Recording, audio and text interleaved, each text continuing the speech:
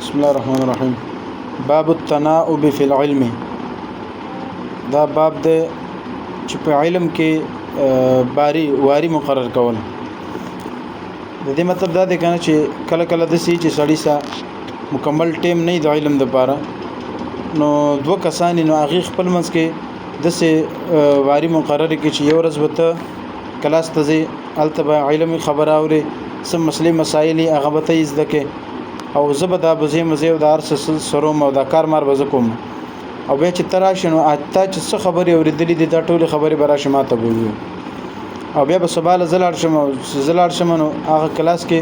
چې سم مسلې مسایل څه سبق هغه ټول بزې زده کوم او دا کارونه به ټول تکي به چې زر عالم نزوبه تا ته غون د ورځ سبق تا ته بیلو ما نو دې ته وای علم معاملې کې تناؤب وای نوبت بنوبت یعنی کې باری باری مقرر اول یو ورځ به تزي بل ورځ به زم او چې ته سواوري ماته به او چې سوارم تا ته به نو دسه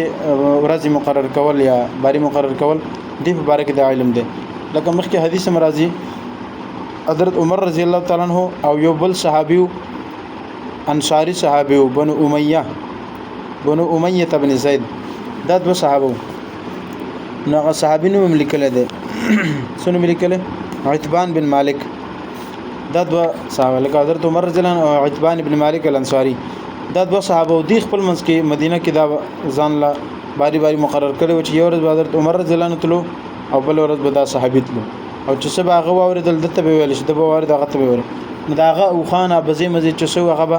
یو ورځ د سره ول بل ورځ به هغه سره ول نو د دوه به کار کېدلو علمي کار بم کېدو دا بل بم کېدلو نو وبه قال حدثنا ابو اليمان قال اخبرنا شعيب بن الزهري وقال ابن وهب اخبرنا يونس عن ابن شهاب عن عبيد الله بن عبد الله بن ابي ثور عن عبد الله بن عباس رضي الله تعالى عنهما عن عمر رضي الله تعالى عنه. عبد الله بن عباس روایت کې د حضرت عمر رضی الله تعالی عنہ قال حضرت عمر فرمای چې كنت انا چې یو زوما وجار لي من الانصار او یو زما گاونډي انصاری صحابي عتبان بن مالک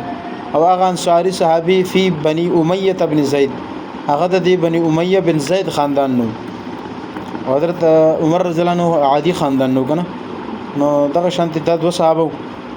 وهي من عوال المدینه او دا صحابي چې د عتبان بن مالک یا دا قبيله چې دا هي من عوال المدینه دا د مدینه بالای علاقو نو مدینه کې لکه یو کته یو بره علاقې کنه بالای علاقو ته وي دا اغاز کې دا اغاز یو نو موږ دوانه چې دی وای كنا نتناوب النزول موږ خپل وارین مقرر کړی وي د چشي النزول علی رسول الله چې د نبی رسول الله خواته دراتللو نزول معنا خو نازل دي لیکن مطلب دا چې راتلل چې موږ د سه وارین مقرر کړی نبی رسول الله خواته دراتللو او هغه د چې ينزل يوما وانزل يوما یو ورځ به اغرتلو یو ورځ به زراتلو فاذا نزلت نو چې کله به وزر علما جئته بخبر ذلك اليوم نو ما به هغه خبرونه راول چې کوم مان اوریدلو من الوحي وغيره یعنی د وحي په باره کې یا د دین علاوه چې کوم سم مسله او حدیث علمي خبره وا هغه خبر به ماده تر ورسوله او واذا نزل او چې کله به هغه صحابي لاړ فعل مثل ذلك نو هغه هم دغه شانت کار کو څنګه چې ما کو فنزل صاحبي الانصار يوم نوبته خو یو ورځ د شکارو شو فنزل صاحبي هغه زما مرګره رااله الانصاري هغه انصاری صحابي یوم نوبته خپل واری کې داغه چې کوم ورځ او هغه ورځ باندې دا زما خاطراله زما کور تراله یعنی واری داغه و په کارو چې دا چته مدینه کې وګنه نبی رسول الله خاطر لیکن هغه الته زما خاطراله دروازې ته فضرب بابي ضربا شديدا زما د دروازې ډېر په زور واله فقال اثم هو او هغه ناری وکړل شي اثم هو آیا غدل تشته یعنی زه یاد کړم کنه چې عمر کور کښته ففزعت نو یزپ زړه ویری دلمه فخرجت الیه او زه په منډه وروتلم فقال نو هغه ویلي قد حدث امر عظیم چې ای عمر ډیره غټه واقع پیښ شوې ده حدث امر عظیم یعنی ډیره غټه معاملې را پیښه ده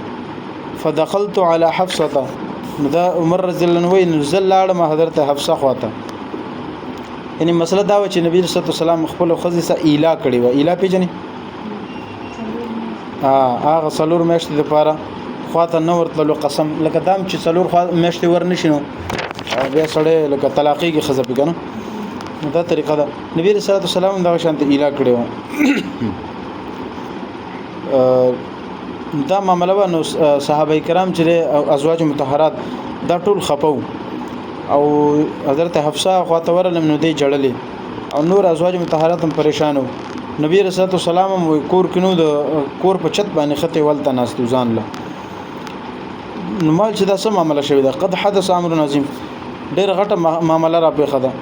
نو صحابي فرمای فدخلت على دا ګور نبی رسول الله دا خزه چې وی هغه کې حضرت حفصه وکنه حفصه رضی الله عنها د نبی رسول الله خزه د حضرت عمر لور ده دا وی زاغي خواته لاړم نو فاذا هي تبكي نو هغه جړلې فقلت نو ما ورته ویلې اطلقكن رسول الله صلی الله علیه وسلم